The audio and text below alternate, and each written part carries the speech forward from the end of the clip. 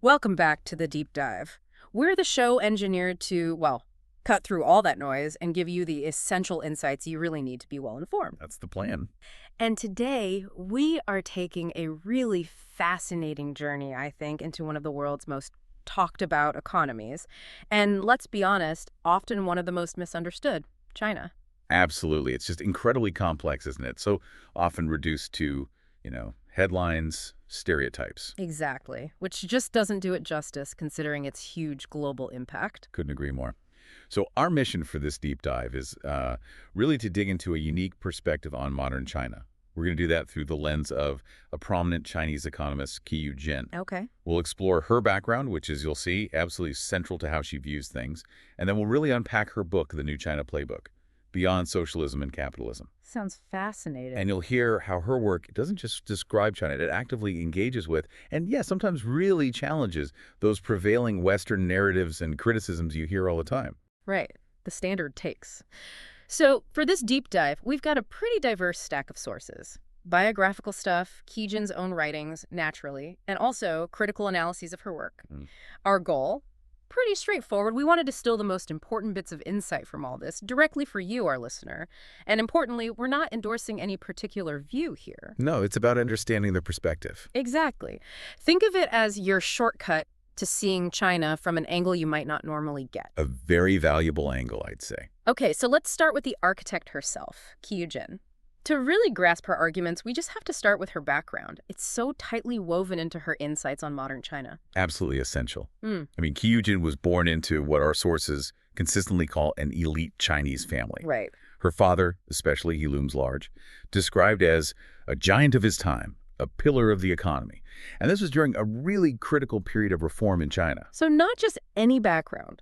No, not at all. This isn't just trivia. It positions her right from the start as someone with, intrinsic high-level access, real insight into China's power structures, its economic evolution from the inside. Her upbringing, these connections, it naturally fostered a perspective, well, deeply rooted within the Chinese establishment. It's interesting, her early educators even noted she offered an authentically Chinese perspective. Which is quite something, given where she went next. Exactly. That combination is rare and powerful. And then there's her academic journey, which is, frankly, extraordinary, global, really, leaving China at just 14 to study in the U.S. Yeah, imagine that, an early, pretty intense immersion in Western thought, Western education. And from there, straight to the top, a PhD in economics from Harvard in 2009. You can't really get more prestigious than that in Western academia. True.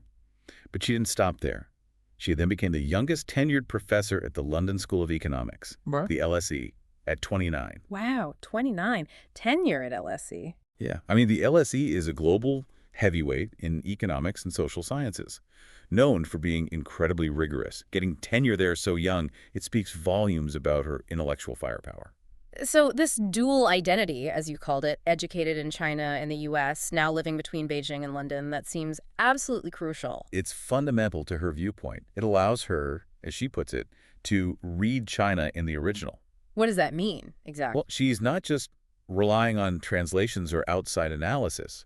She can interpret the nuances, the subtleties of Chinese policy, Chinese society, from an internal perspective. It gives her a view from an angle otherwise not easy to locate. Like a bridge between two worlds. Precisely. A living bridge between these often, conflicting perspectives. And that lets her challenge assumptions on both sides. And it's not just economics, right? You mentioned other interests. Yeah, that's worth noting. Her curiosity goes beyond pure economics. Yeah. Philosophy, literature, art.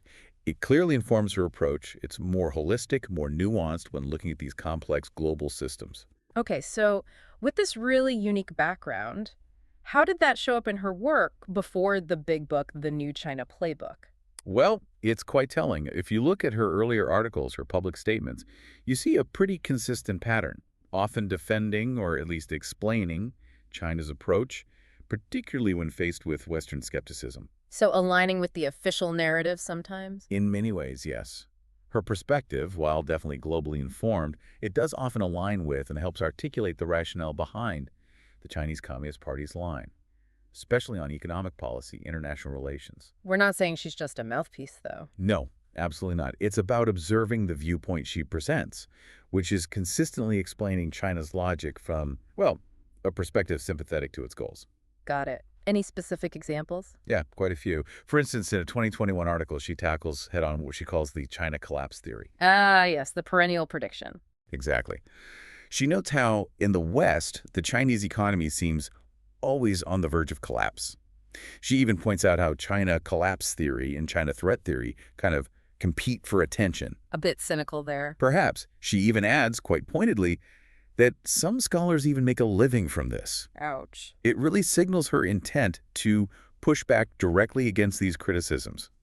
She even specifically mentions a certain American Chinese scholar, though she doesn't name him, who published collapse predictions repeatedly, 2001, 2011, 2015. Oh, sounds like Gordon Chang. It's widely interpreted as a reference to him, yes. So she's clearly positioning her work as a counter-argument to those specific persistent claims. Okay, that definitely sets a tone. What Right. else? Same year, 2021, another article. She makes this quite provocative argument that U.S. attempts to isolate China, like the Trump-era sanctions, basically failed. Failed how? She argues they actually led to the U.S. getting messed up, while China, counterintuitively, became more integrated with the world, especially financially. Interesting. So attempts at isolation backfired, in her view. That seems to be her argument, that China has this resilience, this growing global integration that makes Western isolation efforts kind of counterproductive, almost a boomerang effect. Okay. And you mentioned the dual circulation strategy. Right. In a 2020 piece, she Yeah. really champions this. She highlights China's, effective pandemic control at the time, its relatively low investment risk, its increasing openness to foreign capital, all attracting investment and strengthening supply chains. Can you quickly unpack dual circulation for us? Sure. Basically, it means China focusing on boosting its internal market, domestic consumption, domestic innovation, becoming more self-reliant technologically, while also still participating in global trade, building a strong home engine, but keeping the doors open. Got it. And Jin frames this as a really positive, logical strategy from the CCP's perspective. So if we pull these examples together, Yeah. for background, these earlier writings, it paints a picture. It does. It shows someone who is academically rigorous, undeniably globally informed, but who consistently seeks to explain and often legitimize China's unique path. She presents herself as that bridge, someone who can explain China in the original. And that perspective, rooted within the establishment but articulated globally, is the key lens for this deep dive. Precisely. It's crucial context for understanding her book. Okay, perfect transition. Let's dive into the core arguments of the new China Playbook. This is where she really pulls it all together, offering this nuanced, sometimes surprising take on China's economic model. And this is where it gets really interesting for anyone trying to figure out modern global economics. Absolutely. Her core thesis is, well, it's quite striking in its simplicity, really. She argues China's incredible growth, its rapid tech adoption, it all stems from a unique blend, a combination of state guidance at the macro level and market mechanisms at the micro level. So not just one or the other. Exactly. She presents this as more than just successful. She frames it as a genuine alternative to full-fledged capitalism. It's not a Soviet-style command economy, obviously, but it's definitely not a pure free market either. It's this hybrid. It's a hybrid that's worked, she argues. Remarkably effective, yes. Yeah. But she's pragmatic. She doesn't ignore the challenges. She points out it can lead to contradictory mandates, real tension, when the state and markets pull in opposite directions. So she's not selling it as perfect. No, not at all. Yeah. And she doesn't claim China's formula is some universal blueprint that every developing nation can just copy and paste. But there are lessons. Definitely. She explicitly says it offers many lessons to absorb for other countries forging their own paths. And one of those foundational lessons, I gather, is about how China reformed, the gradual approach. Yes, absolutely fundamental. She brings up Deng Xiaoping's famous pivotal quote, "Reform is China's second revolution." That really set the tone. And she draws a sharp contrast between China's patient approach, wading through the river stone by stone, as the saying goes, and the shock therapy tried elsewhere. Like in the former Soviet Union. Exactly. The former Soviet Union, Eastern Bloc countries, they tried to dismantle central planning almost overnight, often led to chaos, massive disruption, instability. Whereas China's incremental changes allowed for experimentation, testing things out. And, crucially, it let the population adapt more easily to these huge shifts, smoother transitions, even if maybe slower at times. Can you give an example of that gradualism? Agriculture is a prime one. Under Deng, the initial focus was heavily on agricultural reform. You have to remember, 80% of China's population lived in rural areas then.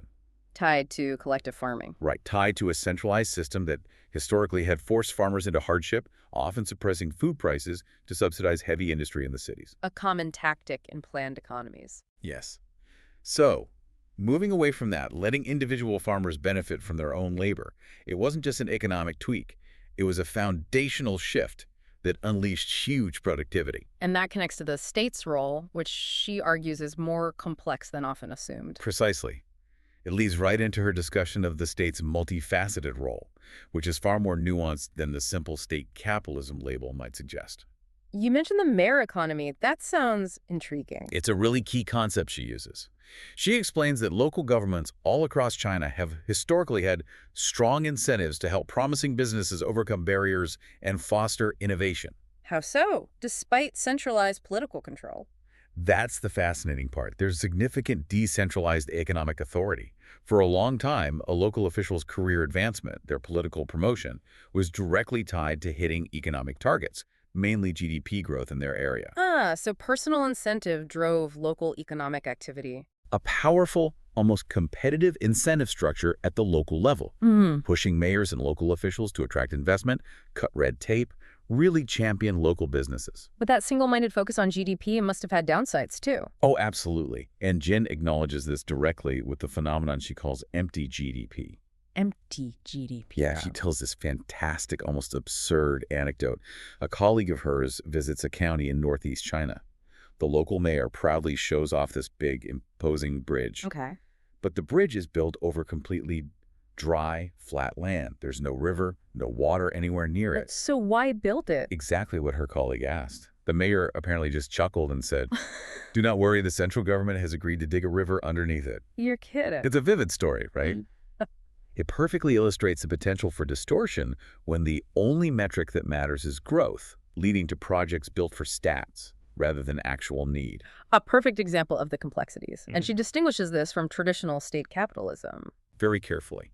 She argues against the common Western image of, just lavishing subsidies on inefficient state-owned enterprises, SOEs. She says a more prevalent state-private collaboration model has emerged. Collaboration, like the NEO example. Exactly, the electric vehicle maker NEO. The local government in Hefei didn't just sit back. They actively invested, injected cash, provided cheap land, offered crucial services. So it wasn't a bailout. No, she frames it as a strategic investment. It helped create a whole thriving local industry around EVs, and critically, it paid off massively for the government when NEO's value soared. It shows a symbiotic relationship. And this collaboration goes deep. Very deep. She points to a huge study looking at 37 million Chinese firms. It found this incredibly complex network of ownership. How does that work? Basically, the big SOEs act as major nodes. They connect to private firms, directly and indirectly, through layers and layers of equity stakes. It shows this deep interconnectedness between state and private sectors, far beyond a simple command structure. That's intricate. What about state control in other areas, like the internet? She challenges the idea of total censorship, right? She does. She argues the common assumption that social media is completely censored is incorrect. Why? Well, partly technical. It's just hard to block everything when information spreads so fast. But more importantly, she suggests the top leadership sees value in allowing some discussion. Value? How? They let a wide range of politically and socially sensitive issues be discussed online, provided, and this is the key, it doesn't directly challenge the party or top leaders. So it's a release valve? Or information gathering? Both, maybe. She presents it as a mechanism for the government to gauge public mood, respond swiftly to negative public opinion, and crucially head off major unrest by spotting grievances early. It's a calculated balance. Control, yes, but also listening, in a way. Okay, let's pivot to technology. China's leapfrogging here really flies in the face of order predictions. It really does. And Keyu Jin makes a point of highlighting this. She quotes that 1999 Time magazine prediction, China cannot grow into an industrial giant in the 21st century, supposedly lacking money to buy or invent tech. And now she argues China isn't just catching up, it's actually ahead of the U.S. in some really critical areas. Such as? Internet and perception-based AI, think facial recognition, smart cities, also 5G, digital payments, which are ubiquitous there, quantum communication, advanced speech technology. It's a remarkable shift. Astonishing, really, for those who bought into the old predictions. And she stresses that geopolitical tensions, the trade wars, have pushed China towards a deliberate strategy of self-reliance, Moving away from importing tech. or at least reducing dependence. The Tesla Gigafactory in Shanghai is a great example she uses. Unlike older deals, Tesla kept full control of its tech. That signals China's confidence in its own ecosystem, no longer needing forced tech transfers in the same way. And she highlights the role of data. Hugely important. Data is the new oil, she emphasizes. It's a key input everywhere now. Medical diagnosis, city planning, logistics. It's a new form of capital. Does she think Chinese tech companies only succeed because of protectionism? She pushes back on that idea. She uses examples like JD.com beating Amazon in China or Didi beating Uber. Her argument is they won primarily by understanding the local market better, adapting faster to local needs, local innovation, not just state protection. What about global reach? She talks about anonymous technologies, things like robots, drones, blockchain, stuff that has universal reach without the need for cultural appeal. Like DJI drones. Exactly. DJI having a 76% share of the U.S. drone market, despite all the political headwinds. That's a powerful example of that universal utility. But she also notes the state is reining in these tech giants now. Yes, that's a crucial recent development. The government is seriously limiting the once pampered companies, using antitrust laws, new regulation. Partly, she suggests, it's to prevent these incredibly powerful firms from becoming so big they could potentially challenge the power of the state itself. A reassertion of control. Okay, let's shift again to China's role in global trade. The WTO entry in 2001 was massive. Monumental. Jin points out China's share of global GDP more than doubled between then and 2020. From about 7.8% to nearly 19%, just an unprecedented impact on the global economy. And she reframes made in China. Yes, she argues it's largely a misnomer now. It's more accurate to say made in the world. Because of global supply chains. Precisely. Think of an iPhone. Yeah. Designed in the U.S., sure, but components from Korea, Netherlands, Taiwan, then assembled in China, often by a Taiwanese company. Intermediate goods component parts make up 2/3 of global trade now. It's incredibly interconnected. Now, the tricky subject of job losses in the West. How does she handle that? She acknowledges it directly. The negative impact on low-wage workers in America from Chinese imports was indelible and irreversible for many. She doesn't sugarcoat that. But she argues the story is seriously distorted if you only look at the losses and ignore the benefits. Which are? Job creation from Chinese investment in the U.S. She cites around 197,000 jobs. Plus, U.S. exports to China supporting another 1.2 million American jobs. These benefits, she argues, are spread throughout the U.S. economy, unlike the concentrated manufacturing losses. It's a balancing act. And despite trade wars, investment continued. The cold politics, hot economics idea. Yeah, it's a fascinating paradox, she points out. Foreign direct investment into China actually hit record highs after the big trade disputes flared up. Why would companies do that? Tesla's Gigafactory is the prime example again. A massive bet on China's low costs, great infrastructure, and direct access to that enormous market. She also knows Japanese firms planning to expand there, despite political tensions and COVID restrictions. The market pull seems incredibly strong. Okay, let's tackle the financial side. China's massive debt. How does she address that? She confronts it head-on, acknowledges the huge debt-to-GDP ratio, 275% in 2022, among the highest globally. That sounds like a crisis waiting to happen. That's the standard view. But she argues China's situation is unique because the state has so much control over both borrowing and lending. This makes default resolution much simpler, in her view. Meaning the government can just step in? Essentially, yes. The central government has the power to intervene, manage defaults, prevent contagion in a way that, say, the U.S. government couldn't with Lehman Brothers. What about shadow banking? That sounds risky. It was. This unregulated lending expanded hugely, but she notes it was significantly curbed by 2017. Interestingly, she argues that even this risky boom had a side effect. It accelerated the development of the corporate bond market, now the world's third largest. So unintended consequences. Does she downplay other financial issues? Not entirely. She acknowledges the sky-high housing prices in major cities comparable to Boston or San Francisco, but with much lower average incomes. And she mentions the domestic stock market's chronic underperformance, partly because many top Chinese firms list overseas in New York or Hong Kong. And the renminbi, the RMB, its global role. It's rising, she notes. More trade settled in RMB, more central banks holding it as reserves. And she highlights the ECNY, the digital yuan. The central bank digital currency. Right. She suggests it could potentially allow countries, especially developing ones, to bypass the existing dollar-dominated financial system. Maybe offer cheaper remittances for places like sub-Saharan Africa. Which leads to this idea of China being unique, systemic yet emerging. Exactly. She poses this important question. China is the first nation that's both a systemic economy big enough to cause global ripples, like the US or EU, and also still an emerging market, with less mature institutions, higher risks. A systemic emerging market. That's her term. And this duality creates unique challenges for global financial stability. It's uncharted territory. What's the core dilemma here? It's that tension again. State intervention provides stability, controls risk, but it also distorts markets and slows down the system's natural maturing process. So what's the solution in her view? More competition. She suggests letting in more competition from private domestic players and foreign players, names like JP Morgan, Fidelity, BlackRock, challenging the state-dominated banks. Letting go a bit. That seems to be the implication. Greater financial openness, more willingness from the state to step back, something it's often been reluctant to do, might actually be the best way to avoid the crises many predict. Okay, shifting gears slightly to social dynamics, the legacy of the one-child policy seems huge. Profoundly altered demographics, yeah. Jin points out it led to this intense higher education arms race, families pouring everything into their single child. And saving rates. Higher saving rates, especially for families with sons, due to those traditional dowry expectations in rural areas needing cash up front. Also, a big gender imbalance, particularly in the countryside. Any unexpected effects? Ironically, she notes, it often elevated the status of women within families as they became the sole focus of parental hopes and resources in many cases. What about the generation born under that policy? How are they different? Very different, she suggests. Big spenders, prodigious borrowers, really into lifestyle consumption, unlike their more frugal parents. And their political views. Does more exposure to the West mean they want Western democracy?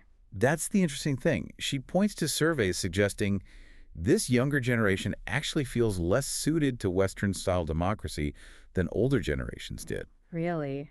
That cuts against common assumptions. It does. It suggests that economic opening and exposure to the West haven't automatically translated into desire for Western political models, maybe a comfort or even preference for the current system among many young Chinese. Which brings us to common prosperity. That's the big policy push now, right? Absolutely key. It's aiming for high-quality growth with greater shared prosperity, addressing inequality. Oh. It's not just economic. It has social, ethical dimensions, mandating firms be lawful, reasonable, and empathetic, curbing monopolies, shifting folks to higher value, specialized products, not just mass production, trying to distribute the benefits of growth more evenly. Sounds ambitious. Does Jin see risks? Yes, she offers a very clear warning here, despite generally aligning with the goals. She cautions that if it's pursued too hastily and too draconian, too aggressively, too rigidly, it could backfire. How so? It could derail the country from its course, lead to a big loss of business confidence, scare off investment, and ultimately mean the economic pie stops growing. So a real tension between the state's social goals and market realities. Okay, so beyond just explaining China, a big part of the book seems to be directly confronting Western criticisms. Oh, definitely. What's fascinating is how she engages with and tries to refute what she sees as common Western misreadings or misconceptions. It's very much a counter-narrative. Like taking on the China collapse theory again. Head on. We mentioned her reference to the certain American Chinese scholar predicting collapse multiple times. That's putting Gordon Chang's arguments directly in her sights. And how does she argue against it more broadly? She implies that traditional economic metrics, rule of law, ease of doing business, corporate governance, where China often ranks poorly, just haven't been good predictors. China succeeded despite not ticking those boxes. She also challenges the idea that communist states are doomed to fail or stagnate, arguing China's unique hybrid model broke that historical pattern. What other Western assumptions does she tackle? The idea of too much state stifling everything, the complaint about inefficiency, meddling, rigidity killing private business, And her count? is that the state can actually offset those rigidities by giving that tremendous economic authority and autonomy to local governments. The mayor economy, Again, local officials incentivized to help business, not just hinder it. And the censorship point again. Right, challenging the assumption of total censorship, arguing it's more nuanced, difficult to block everything, and the leadership actually uses the partial openness to gauge public opinion and respond, as long as the party itself isn't challenged. It's presented as a more sophisticated control mechanism. What about the trade and jobs issue? We touched on it, but how does she directly counter the trade wrecked the economy narrative? While fully acknowledging the real pain for displaced workers, she insists that story is seriously distorted, without looking at the benefits the jobs created by Chinese investment in the U.S., the jobs supported by U.S. exports to China, the productivity gains for U.S. firms using Chinese inputs. It's about presenting the full ledger, not just the debits. So she doesn't ignore problems like debt, but reframes them. Exactly. She doesn't pretend the massive debt isn't an issue or that the financial system is perfect, but she places them in China's specific context, state control potentially mitigating default risk, the system being a dynamic work in progress. She even brings in Niall Ferguson's view. Yes, quoting him to suggest that ultimately any currency's strength, RMB, ECNY, whatever, depends on fundamentals, economic fundamentals and financial depth, liquidity, and stability. It's an acknowledgement that China still needs further reform to really solidify its financial standing globally. So where does all this lead in terms of U.S.-China relations? Her conclusion seems to be a call for accommodation, not endless confrontation. She puts it very plainly. How? She says, for China, it would be unrealistic to seek to displace the U.S. as the world's sole superpower. But equally, for the U.S., it would be fanciful to assume that its economic and military hegemony will extend into the indefinite future. A call for realism on both sides. Pretty much. She encourages finding active space for collaboration, especially on huge global challenges like climate change or finding peaceful ways to resolve disputes. And her core message boils down to Better understanding. Reading China in the original, as she says, getting past the sensationalism, stereotypes, and biases, is essential, she argues, to reduce tensions and make the world a safer place. It's about fostering a more nuanced, more effective engagement. Okay, so wrapping up this deep dive, Keyu Jin's new China Playbook really does lay out a compelling, complex argument, the core idea.